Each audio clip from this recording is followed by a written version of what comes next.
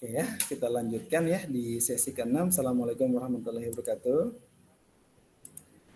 Waalaikumsalam warahmatullahi wabarakatuh. Oke ya, di sesi ke-6 kita akan diskusi ya tentang masalah izin usaha nih.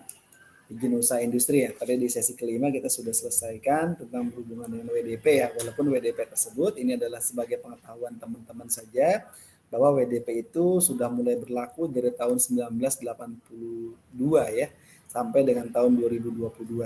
Semenjak dengan adanya Omnibus Law, nah akhirnya TDP ini dianggap tidak efektif, ya banyak birokrasi yang dipangkas, makanya muncullah yang namanya undang-undang Omnibus Law ya, yang namanya undang-undang ini artinya memangkas semua yang berhubungan dengan perizinan-perizinan yang birokrasi yang jelimet gitu. Nah, hari ini kita lanjut belajar tentang masalah izin usaha industri. Izin usaha industri ini dia juga sama ya. Secara konsep bahasan topik kita adalah kita akan mempelajari tentang konsep dasar ya dan definisi dari industri itu apa. Kedua adalah usaha mikro ya, usaha kecil, usaha menengah dan usaha besar itu apa. Kemudian komitmen wajib dan verifikasi izin usaha industri. Yang selanjutnya nanti kita membahas tentang yang namanya persyaratan memperoleh izin usaha industri. Kemudian yang selanjutnya adalah sistem, mekanisme, dan prosedur untuk permohonan izin usaha industri. Kemudian juga di sini kita akan belajar tentang masalah manfaat izin usaha industri itu apa manfaatnya. Ini ya, ada kurang lebih ada 6 poin yang kita bahas. Definisi industri. Industri itu apa? Industri adalah sekelompok barang ya, sekelompok perusahaan yang memproduksi barang yang sama untuk pasar yang sama pula. Ini menurut Basu Swasta dan Ibnu Sukojo. Nah, itu menurut seperti itu. Jadi adalah kelompok barangnya apa? Nah, kelompok barang itu nanti yang sama-sama dia mempunyai produksi yang lain. Produksi itu dengan sendirinya maka yang dilakukan adalah sama untuk pasar yang sama pula. Nah, ini adalah berbagai macam ya tentang masalah izin ini. Ini adalah produk-produk ya yang biasa sudah teman-teman jumpai nih.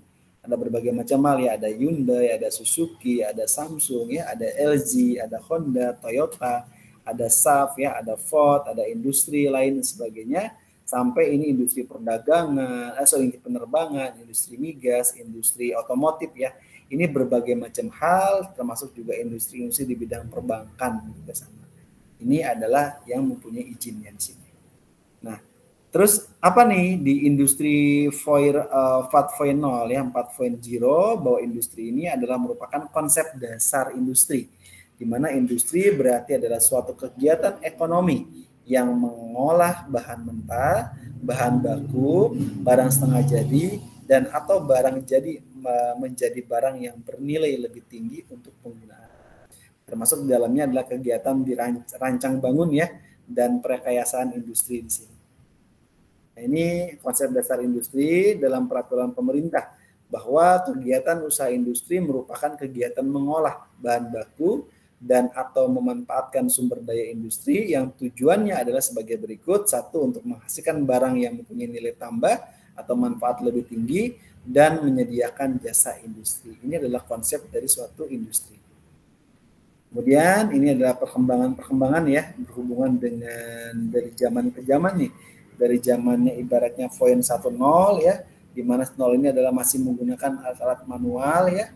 Kemudian masuk ke eranya adalah ke era 1.2.0 ya, sudah mulai masuk pabrik nih dunia industri. Kemudian poin 3.0 sudah masuk dengan menggunakan terkoneksi nih dengan berbagai macam peralatan-peralatan yang sudah automatically ya. Kemudian setelah itu menggunakan mesin-mesin besar nih, sudah dengan menggunakan otomasi dan segala macam. Kemudian di poin 4.0 sudah menggunakan lagi era 5.0 ini sudah menggunakan AI, Artificial Intelligence. Nah, dengan sendirinya dengan menggunakan AI ini, teman-teman bisa mencari tahu nih apa yang berhubungan dengan kegiatan usaha industri ini. Ini kegiatan usaha industri ini diklasifikasikan ya menjadi industri kecil, ada industri menengah, ada industri besar, dan ketentuannya diatur berdasarkan jumlah tenaga kerja atau nilai suatu investasi. Ini ada pengertian UMKM ya. UMKM adalah Undang-Undang Nomor 20 Tahun 2008 tentang usaha mikro, kecil dan menengah UMKM. Diartikan bahwa usaha mikro apa? Usaha mikro ini adalah usaha produktif milik orang perorangan dan badan usaha perorangan yang memiliki kriteria usaha mikro sebagaimana diatur dalam undang-undang ini. Kemudian yang kedua adalah usaha kecil. Apa nih usaha kecil? Usaha ekonomi produktif yang berdiri sendiri dan dilakukan oleh orang perorangan atau badan usaha yang bukan merupakan anak perusahaan dan bukan cabang perusahaan yang dimiliki, dikuasai, dan menjadi bagian baik langsung maupun tidak langsung dari usaha menengah dan usaha besar yang memenuhi kriteria usaha tersebut. Nah, kecil sebagaimana dimaksud dalam undang-undang ini ya. Di sini dikatakan bahwa yang namanya Undang-Undang tahun 2000 nomor 20 tahun 2008 ini tentang usaha mikro kecil menengah ini dikatakan bahwa usaha yang menengah itu apa? Usaha ekonomi yang produktif, yang berdiri sendiri, dan dilakukan oleh orang perorangan atau badan usaha yang bukan merupakan anak perusahaan atau cabang perusahaan yang dimiliki, dikuasai, atau menjadi bagian baik langsung maupun tidak langsung dengan usaha kecil atau usaha besar dengan jumlah kekayaan bersih atau hasil penjualan tahunan sebagaimana diatur oleh undang-undang. Nah ini ya, ini adalah kondisi exciting UMKM di Indonesia. Mulai dari usaha kecil menengah itu omset per tahunnya dilihat sampai dengan 300 juta rupiah. Asetnya sampai dengan 50 juta.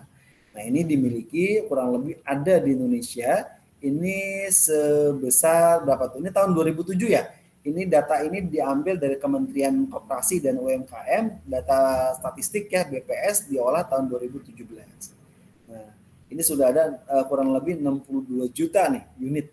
98,70% rata-rata usahanya adalah usaha mikro.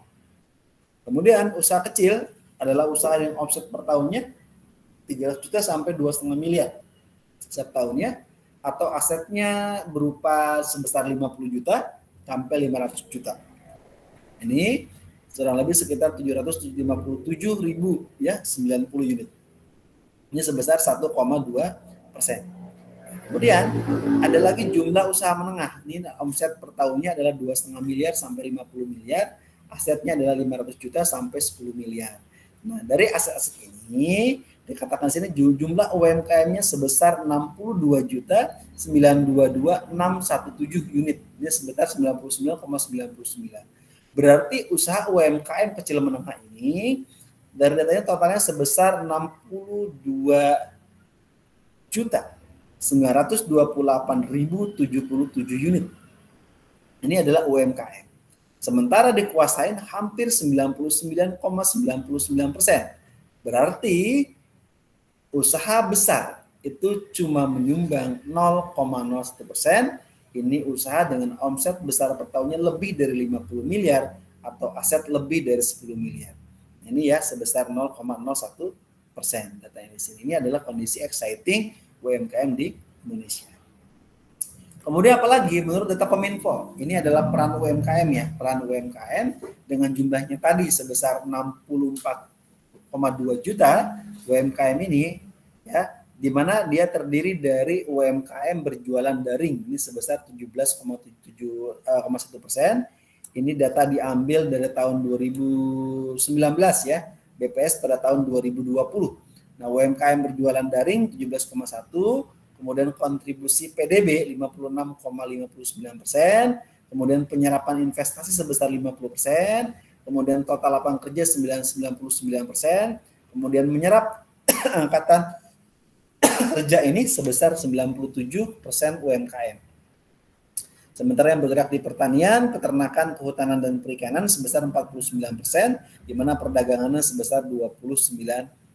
Ini adalah peran dari UMKM. Ini menurut data Kominfo tahun 2019. Nah, kemudian ini adalah definisi dari tadi IUI ya, izin usaha industri adalah izin operasional yang diberikan kepada setiap orang atau badan untuk melakukan kegiatan usaha bidang industri yang mengolah suatu bahan baku menjadi suatu produk dengan komposisi dan spesifikasi tertentu. Ini adalah izin usaha industri. Nah, ini adalah izin usaha industri. ini wajib dimiliki baik secara pribadi maupun secara perusahaan yang melakukan kegiatan usaha industri atau pengolahan barang. Namun, makin terdapat usaha industri skala rumah tangga atau industri yang tidak menghasilkan limbah berbahaya bagi lingkungan yang belum memiliki izin. Ini kalau izinnya sudah ada dampak amdal dan segala macam, mau tidak mau harus tetap melaporkan ya atau mengurusi izin usaha industri tersebut. Ini dasar hukum izin usaha industri mulai peraturan Menteri Perindustrian tanggal 30 ya, 30 tahun 2019 ini bertepatan dengan efektifnya tanggal 18 Oktober 2019, maka peraturan diterbitkan sebagai revisi dari peraturan 15 tahun 2019 dengan menyederhanakan persyaratan proses perizinan usaha industri dan izin ekspansi di bawah kerangka kerja layanan perizinan industri usaha terintegrasi secara elektronik untuk bisnis-bisnis di Indonesia. Ini adalah jenis-jenis usaha ya, industri di sini. Ada di sini jenis usaha dagang industri yang dapat diajukan oleh semua jenis badan usaha, baik itu secara perorangan maupun dia secara ini. Tadi ini ya. Tapi kok di sini hitam ya? Di sini bentuknya nggak hitam ya.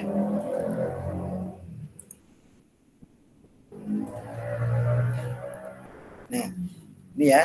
Jenis usaha industri ini wajib memiliki izin usaha industri ya, di mana izin usaha industri ini dapat diajukan oleh semua jenis badan usaha, baik itu perorangan maupun badan usaha seperti CP dan firma, PT dan koperasi yang melakukan kegiatan usaha di bidang industri. Termasuk dalam kategori usaha di bidang industri ini adalah perusahaan yang bergerak dalam bidang bahan baku mentah, hasil produksi dan mesin atau penyimpanan suatu peralatan. Ini berhubungan dengan jenis usaha yang wajib dimiliki oleh usaha industri. Ini ya katanya. Kemudian ada lagi di sini bentuk IU ya. Ada IU kecil, IU medium dan ada IU besar di sini kan. Ini adalah tentang masalah izin usaha industri. Kategorinya apa? Kategori di sini merujuk ya pada Menteri Perindustrian nomor 64 tahun 2016 di mana klasifikasi pada industri kecil menengah atau IKM disusun berdasarkan nilai investasi dan jumlah tenaga kerja, bukan berdasarkan aset dan omset, melainkan seperti kriteria UMKM yang merujuk pada Undang-Undang nomor 20 tahun 2008. Berdasarkan Peraturan Menteri Perindustrian nomor 64 tahun 2016, klasifikasi IKM adalah sebagai berikut. 1. Industri kecil adalah industri yang nilai investasinya di bawah 1 miliar ini, di luar tanah dan bangunan dan tenaga kurang dari 20 orang di sini. Yang kedua adalah industri menengah ya, adalah industri dengan nilai investasi sebesar 1 miliar hingga 15 miliar termasuk tanah dan bangunan, atau di bawah 1 miliar ya, namun jumlah tenaga kerjanya adalah 20 orang atau lebih.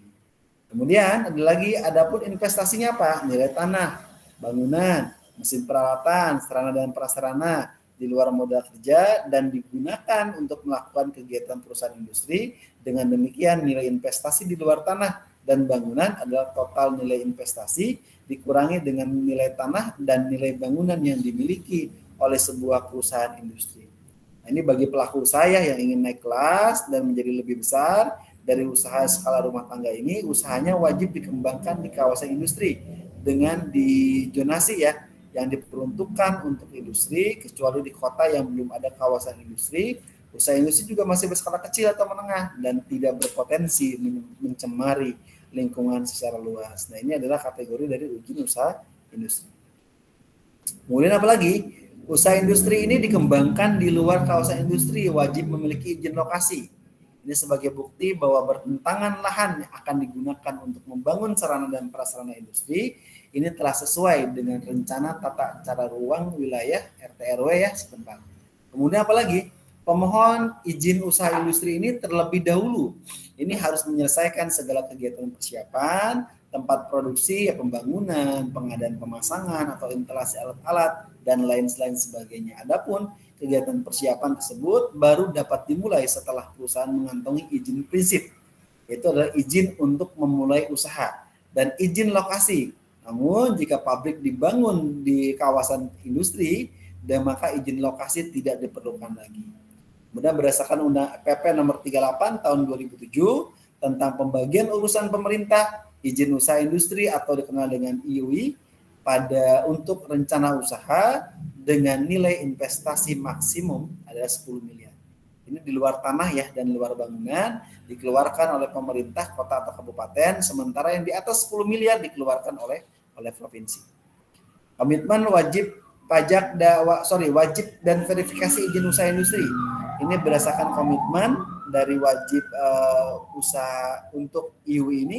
Sekarang ini telah disederhanakan sesuai dengan yang tercantum dalam peraturan nomor 30 tahun 2019 yang menyakup hal-hal sebagai berikut. 1. Bisnis perlu melakukan registrasi IUI di dalam Sistem Informasi Industri Nasional atau dengan nama SINAS.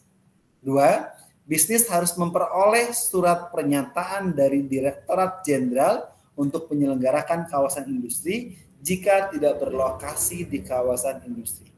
3. Bisnis harus melalui verifikasi teknis.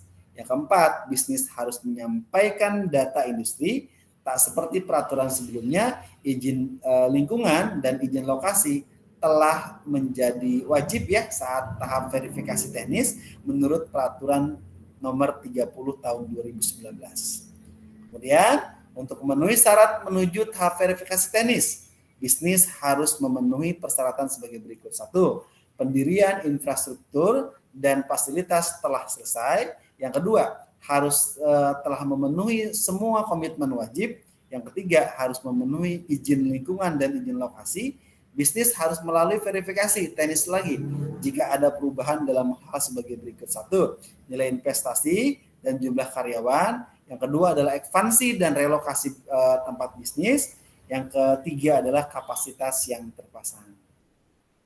Ini persyaratan ya untuk memperoleh izin usaha industri. Yang pertama adalah membuat surat permohonan ya mengenai formulir permohonan izin usaha dengan lampiran VRK BKPM ya nomor 13 tahun 2017 dengan menggunakan materai 10.000. Yang kedua adalah fotokopi KTP pemohon ya atau penanggung jawab ya.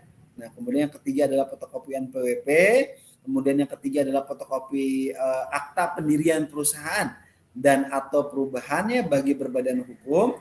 Untuk PT dan yayasan ada pengesahan dari Kemenkumham, sedangkan koperasi harus ada pengesahan dari SKPD membina koperasi dan perusahaan bukan berbadan hukum dalam bentuk CV ini tidak harus sudah didaftarkan di pengadilan negeri.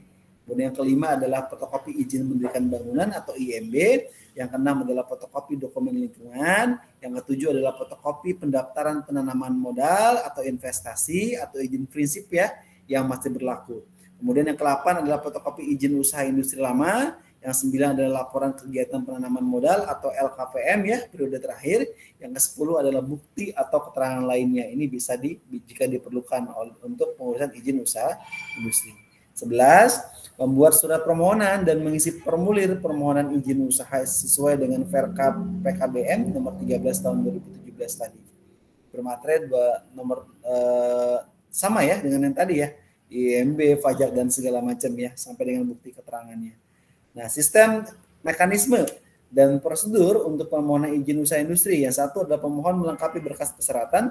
Kedua adalah CS, Customer Service menerima berkas permohonan. Yang ketiga adalah kepala seksi meneliti keabsahan berkas, melakukan peninjauan lapang jika diperlukan, melaksanakan koordinasi dengan dinas terkait ya, kemudian melakukan perhitungan pemungutan retribusi dan pembuatan BAP.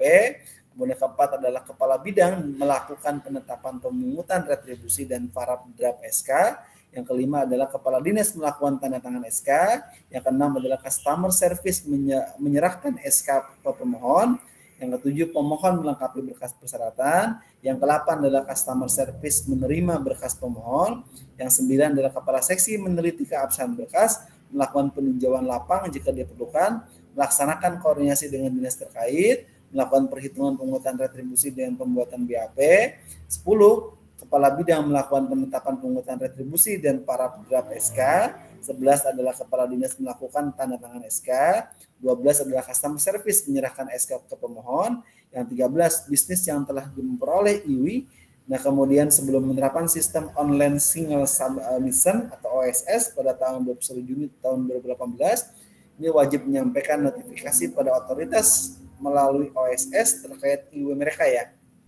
Kemudian setelah penyampaian notifikasi, ya IW ini akan tetap sah selama tidak ada perubahan terhadap IW ini. Nah, manfaatnya apa? Jika izin usaha industri ini, yang pertama, manfaatnya adalah sebagai sarana perlindungan hukum, ya kan? Yang kedua adalah sebagai sarana promosi. Kemudian yang ketiga adalah tentang bukti kepatuhan hukum, ya kan? Yang keempat adalah mempermudah memperoleh proyek. Yang kelima adalah penggalangan tambahan modal. Keenam adalah kontrak pembelian bahan baku. 7 adalah kontrak penjualan produk. 8 adalah uji kualitas dan sebagainya. 9 adalah salah satu syarat untuk mendapatkan izin edar BPOM ya, yang merupakan izin edar untuk produk pangan, kosmetik, dan obat-obatan di sini. Sampai di sini, terima kasih. Kita sudah membahas tentang izin usaha industri. Monggo sampai sini jika ada sharing atau pertanyaan dipersilakan.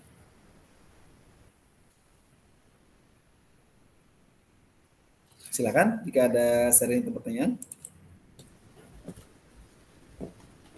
Pak, untuk reseller tuh ada izinnya nggak sih Pak? Perlu nggak sih? Reseller apa nih Pak? Kalau penjualan Pak, penjualan misalnya kita di online itu Pak. Saya sendiri kan jualan online juga. Nah, selama ini saya kan nggak izin, hanya menjual barang dari satu perusahaan gitu Pak, misal Pak. Saya menawarkan gitu, salesnya lah bahasanya gitu. Tapi dengan mengambil keuntungan dari situ Pak. Itu perlu izin nggak sih Pak kayak gitu Pak? Kalau reseller kan berarti kita kan hanya menyambung saja ya, kita bukan memproduksi barang di situ. Kita hanya ibaratnya itu tangan kedua ya, ibaratnya dari mulai perusahaan kemudian dibeli oleh partai besar, grosir, kemudian kita menjual kembali gitu ya. Jadi sama dengan pedagang eceran sebenarnya jatuhnya. Kemudian keuntungannya kan belum nyampe dengan 1 miliar kan? Setiap tahunnya kan? Ya belum Pak. Nah, kalau sudah nyampe itu harus ada ini. Tapi kalau belum aman lah, tidak terlalu ke detek ya. Karena pembayaran juga dengan menggunakan ini ya, dengan menggunakan di online itu sendiri ya, atau mungkin menggunakan Shopee atau mungkin Tokopedia dan segala macam ya. Itu aman sih, tidak apa-apa. Karena kita menjual kembali gitu. Gak masalah. Kecuali kalau ini, kalau misalnya mau bikin franchise. Nah, kalau franchise itu ada izinnya juga. Karena misalnya kan mau bikin buka Indomaret, Alfamart, itu kan ada modal juga, ada izinnya juga kan. Walaupun izin tetap satu di perusahaan Indomaret, kemudian ada di daerah tempat itu kita juga izin. Kalau itu dalam bentuk franchise ya. Kan kalau franchise kan berarti kita membeli dagang ya, membeli lisensi orang lain yang sudah punya lisensi, kemudian kita buka. Sama halnya teman-teman mau misalnya ada KFC atau McD dan sebagainya, teman-teman mau buka nih, itu sama. Teman-teman harus ada izinnya juga, karena itu sudah ibaratnya franchise, ya. Bukan lagi reseller. Kalau reseller itu kan hanya mengambil keuntungan selisih dari harga yang kita beli dari grosir, kemudian kita jual kembali ke konsumen. Gitu. Nggak masalah sih. Itu silakan. Next ada lagi? Monggo dipersilakan. Pak, mohon maaf izin bertanya terkait NIB itu setelah kita melakukan NIB otomatis langsung dapat OSS atau harus mendaftarkan OSS juga ya Pak? NIB? Ya. NIB perusahaan atau kan sekarang NIB juga sudah online ya? Larinya perusahaan. Ya, cara mendaftarnya juga sekarang NIB itu juga sudah menggunakan OSS ya. NIB itu. NIB sendiri kan di sini dikatakan sebagai identitas ya dari para pelaku usaha yang menerima pemerintah melalui lembaga OSS setelah pengusaha itu melakukan pendaftaran. Nah, secara otomatis ini identitas ini dengan Undang-Undang Omnibus Law tadi ini sudah menggantikan SIUP, surat izin usaha perdagangan, berarti sudah selesai gitu. Jadi sekarang makanya banyak kan peraturan-peraturan yang dipangkas-pangkas. Makanya aturan hukum ini dengan sendirinya itu yang jelas peraturan yang semenjak Omnibus Law itu muncul di tahun 2023 ketiga saat ini benar-benar memangkas birokrasi yang biasanya izinnya banyak ya. Nah sekarang izinnya jadi lebih simpel. Nah itu juga mungkin gara-gara pas pandemi kemarin juga ya, berhubungan dengan NIB ini dan lebih ini. Dan NIB juga ini biasanya teman-teman juga bisa mengecek ya, teman-teman yang sudah punya atau belum punya juga bisa mengecek ya dengan mengecek dengan buka situs nih nsw.bkpm.go.id. Nah ini kemudian teman-teman bisa milih menu namanya menu tracking. Menu tracking ini bisa teman-teman ini kan ya. Kalau dengan teman-teman misalnya dengan ini teman-teman bisa mencari tahu kira-kira perusahaannya itu dia sudah punya atau belum. Gitu. Ini punya .go.id, government.id. Ini saya sambil ini. Mas Ari bentar ya. Baik Pak. Ini tadi berhubungan dengan NIB. Nah ini kan NIB juga sama nih. Ini bisa lihat di sini nih ya. Ini adalah NIB juga sama dengan bentuknya di sini adalah dengan menggunakan NSW ya. Dikatakan di sini adalah bagaimana teman-teman bisa mengecek nih NIB perusahaan lain, ya dia sudah masuk atau belum di sini kan. Nah ini kan kalau teman-teman punya kan teman-teman daftar online menggunakan ini ya, dengan menggunakan user dan password di sini. Nah di sini teman-teman bisa mencari dengan berbagai macam nih, ada panduannya berhubungan dengan portal ini kan. Ada bagaimana cara aturan dan segala macam di sini. Nah ini adalah informasinya di daerah ini dan juga nanti didukung oleh suratnya pun semuanya sudah berbasis elektronik semua surat-surat di sini. Gitu. Nah, teman-teman bisa mencari tahu ya di menu ini, menu tracking. Nah, silakan teman-teman bisa memasukkan nomor permohonan IUV, izin usaha perdagangan di sini dengan menggunakan master list tulis nomor pendaftarannya ini. Nanti kalau ini ada nomor pendaftarannya, dia akan kedetek, tinggal teman-teman akan tercari dia ada apa tidak di sini. Nah, kemudian ini di menu tracking ya, berhubungan dengan bagaimana teman-teman mencari tahu nih tentang masalah NIB dari orang lain atau perusahaan orang lain, dia bisa apa tidak di sini untuk ini. Terus juga nanti otomatis ya dengan adanya NIB ini teman-teman juga dapat mengembangkan usaha ya dengan berbagai macam yang harus cepat. Nah, cuma setelah teman-teman mendapatkan NIB, ini otomatis teman-teman ini bukan berarti pelaku UMKM ya. Ini tidak langsung dikenakan pajak, nggak langsung sih. Nanti ada pajaknya di akhir sih. Ada berbagai macam keuntungan kalau teman-teman punya NIB ini ya. Selain NIB ini juga berfungsi sebagai identitas usaha, NIB juga di sini berlaku sebagai yang namanya tanda daftar perusahaan atau TDP tadi ya, atau API, angka pengenal impor, ada lagi akses kepabean. Nah, terutama jika pemilik usaha ini merupakan punya kegiatan ekspor maupun impor nih.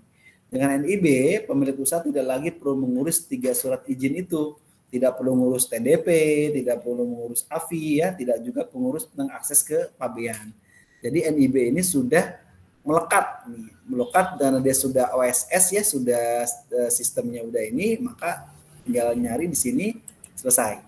Ini berhubungan dengan AFI ini. Nah, ini juga undang-undangnya semua sudah ini ya, sudah diamanahkan nih berhubungan dengan portal nasional Single of Windows. Nah, ini adalah bagian integral yang pendukung dari SVVS ya, merupakan kebutuhan informasi terkait kelayakan investasi maupun panduan perizinan penanaman modal. Nah, ini otomatis tersendiri.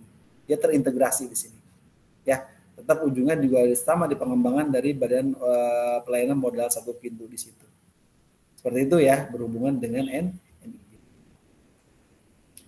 Next, ada lagi tadi Mas Ari, silakan Mas Ari. Ya, baik Pak, terima kasih atas kesempatannya. Saya mau bertanya masih seputar NIB ya Pak, yang tadi disampaikan oleh Mas Awan. Memang terkini saya melihat bahwa NIB ini kan sudah menggunakan NIB berbasis risiko ya Pak, di mana dalam NIB tersebut telah memunculkan yang namanya kode KLU ataupun kode klasifikasi usahanya itu sendiri dari sebuah PT itu ya Pak. Nah, misalkan satu PT dalam NIB-nya itu, KLU-nya itu KLU untuk industri plastik misalnya, contohnya. Berarti kan saya memaknainya bahwa izin yang diberikan oleh BKPM terhadap entitas tersebut adalah untuk industri barang-barang plastik.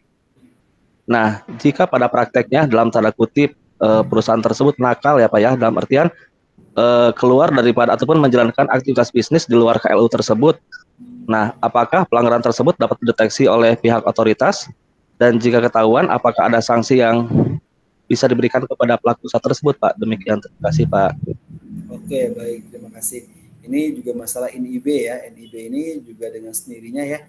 Ini biasanya sudah muncul di OSS ini dengan sendirinya, dia juga ada yang tadi katakan bedanya NIB dengan NIB yang berbasis resiko gitu kan.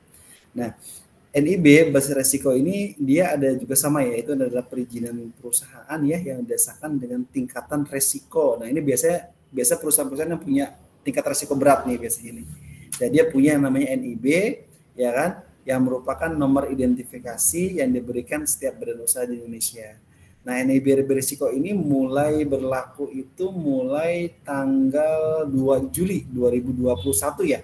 Ini sudah mulai dari uji, kemudian sistem single submission OSS, kemudian pelaksanaan OSS, nah kemudian sampai dengan risk based approve. Nah, bagaimana di sini itu OSS RBA gitu ya. Nah, dengan sendirinya NIB berbasis risiko ini wajib digunakan oleh pelaku usaha ya, baik itu lembaga kementerian atau yang lainnya ini yang berhubungan dengan yang namanya kawasan ekonomi khusus ya, atau badan pengusaha kawasan perdagangan bebas. Nah, ini biasanya pelabuhan bebas di sini. Nah, dengan sendirinya NIB ini akan secara otomatis membuat teman-teman ini jadi nanti lebih lebih aman ya, karena dia punya basis resiko yang ada. Sebentar, saya itu dulu ya, karena ini harus charger dulu.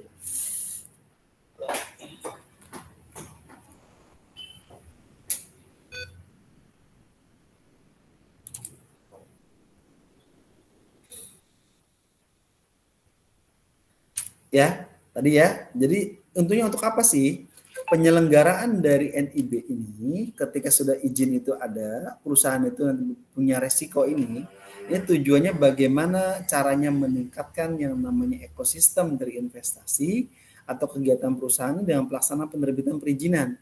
Dengan sendirinya ini akan dianggap lebih efektif dan sederhana, dan pengawasannya pun jadi lebih transparan ya, karena kan terdata di situ ya, dan terukur dan dapat dipertanggungjawaban sesuai dengan ketentuan yang ada. Nah, ini gunanya untuk SIV NIB yang berisiko ini gitu kan. Nah, kemudian NIP juga di sini apa? NIP juga teman-teman nggak usah lagi menggunakan adanya surat keterangan domisili perusahaan, itu sudah nggak ada lagi. Termasuk juga alamat perusahaan itu sudah melekat di dalam NIB tersebut. Dengan sendirinya kalau perusahaan ini dia tadi berhubungan dengan ini, juga dia merupakan perusahaan juga yang tidak harus pajaknya pun melekat ke perusahaan ya, tidak harus ini ya, tapi yang penting aman aja. Keamanannya ketika ada masalah, ketika apapun bermasalah itu dengan sendirinya teman-teman dirasa lebih mudah ya, lebih mudah teman-teman ini untuk bisa membuat perusahaan teman-teman itu aman gitu. Kenapa saya bisa katakan aman? Karena teman-teman dengan sendirinya dengan ada NIB berisiko ini, teman-teman akan lebih terhindar dari berbagai macam ibaratnya hukum atau apapun jika terjadi kesalahan dan sebagainya.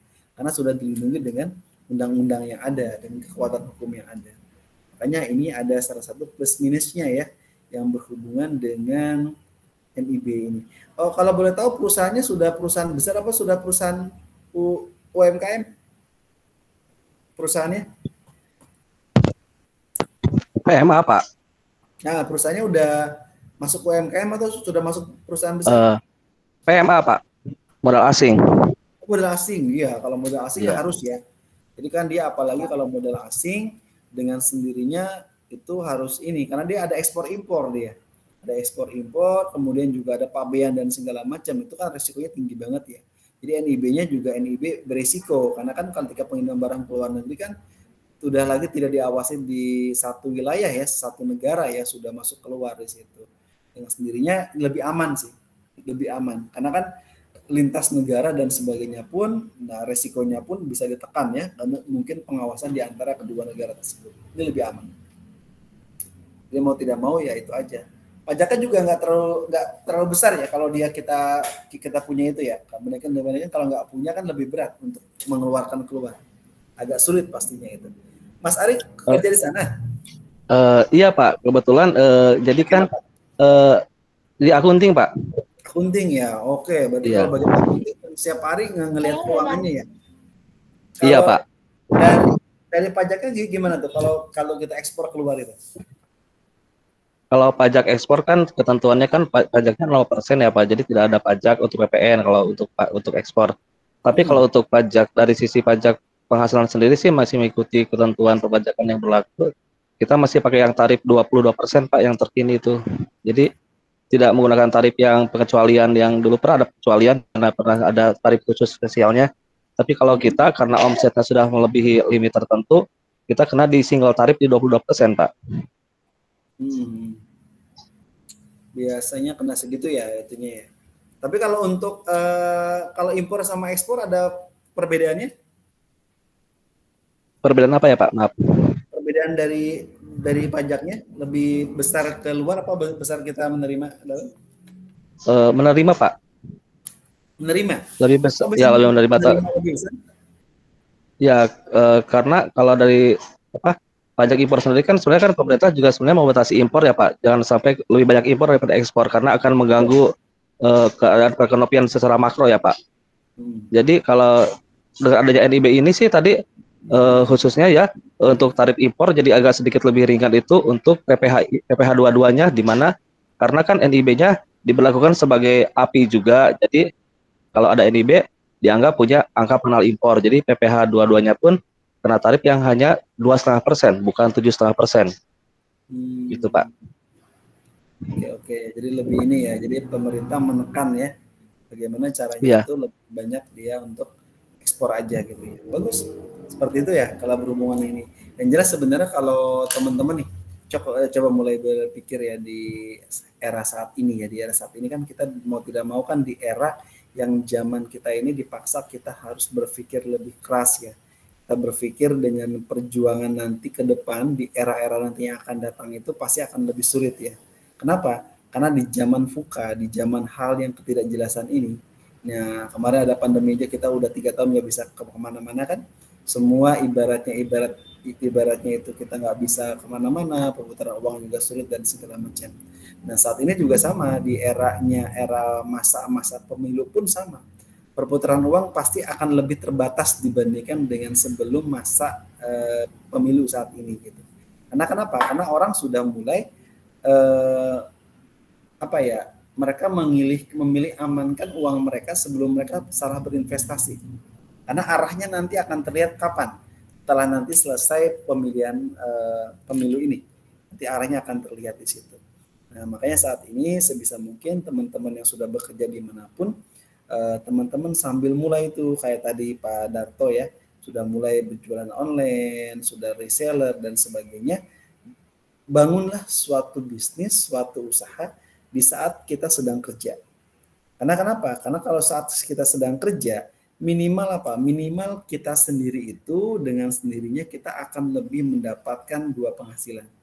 Andai usaha bisnis kita tidak terlalu besar pun, uangnya pun tidak terlalu kecil segala macam, minimal kita bisa dapat uang dari gaji kita untuk biaya kehidupan kita.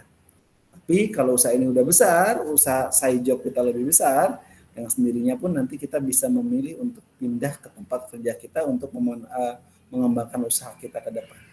Karena ke depan nggak pasti zaman. Yang ketidakpastian dengan sendirinya kita mau tidak mau harus siap dengan berbagai macam risiko yang ada. Teman-teman di era sekarang belajarnya pun lebih enak ya, online dan segala macam. Teman-teman kuliah, teman-teman kerja dan segala macam, saya rasa teman-teman tidak akan kesulitan untuk bisa mengeksplor diri teman-teman menjadi lebih baik lagi. Upgrade semua kemampuan teman-teman, jadikan apa yang berhubungan dengan potensi dan sebagainya, teman-teman harus siap nih dalam hal mengembangkan pribadi, mengembangkan kompetensi, agar teman-teman tuh bisa menjadi orang yang lebih hebat ke depannya. Ini sih yang yang diharapkan ya ke depannya. Karena di era sekarang mahasiswa itu dengan sendirinya wajib teman-teman punya teman-teman punya skill. Teman-teman punya keahlian di mana kalian teman-teman ini nanti bisa menjadi lebih dibandingkan dengan teman-teman punya kerja di tempat orang, kemudian teman-teman nanti bisa berkarir, bagus sih bisa berkarir, cuman nanti karirnya bisa maksimal apa nggak maksimal. Itu yang harus disiapkan. Jadi mulai dari sekarang bangun. Teman-teman sudah mulai investasi layar ke atas, bagus. Acungi jempol, teman-teman mau kuliah, bagus banget. Karena dengan kuliah teman-teman akan merubah yang namanya geser kehidupan teman-teman. Karena yang merubah banget yang paling gampang adalah di dunia pendidikan. Kalau kita merubah untuk investasi ke duit, dana dan segala macam sulit. Karena uang itu akan terus berkurang nilainya. Tapi kalau pendidikan, teman-teman itu akan teman-teman pakai sampai teman-teman pensiun, sampai teman-teman sudah meninggal. Ini enaknya investasi di bidang pendidikan. Jadi kuatkan dari teman-teman semangat, ya bagaimana cara teman-teman mengembangkan pribadi teman-teman menjadi lebih baik lagi. Seperti itu ya. Silakan teman-teman jika ada mau tanya lagi atau mau sharing. Tadi sudah ada tanggapan ya dari NIB yang berisiko. Mau tidak mau kalau perusahaan-perusahaan besar itu harus punya yang namanya NIB yang berisiko. Karena bukan NIB biasa. Kalau NIB biasa itu khusus perusahaan-perusahaan yang tidak melibatkan antar negara, tidak melibatkan banyak kayak ibaratnya merusak lingkungan dan segala macam. Silakan. Ini saya screenshot dulu ya. Atau ada yang mau itu lagi? Kalau tidak ada, saya jam 9 cukup lah, nggak apa-apa ya. Nanti kita tinggal sharing di ini. Sharing di kemudian ini di pertemuan berikutnya.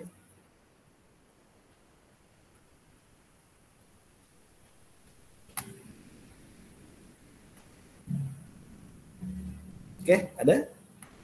Kalau nggak ada, absensi nanti di grup ya. Nanti saya pindahkan ke Adlink. Mudah-mudahan dalam minggu ini kita udah selesai deh. Karena kemarin belum kepegang sama saya kerjaannya.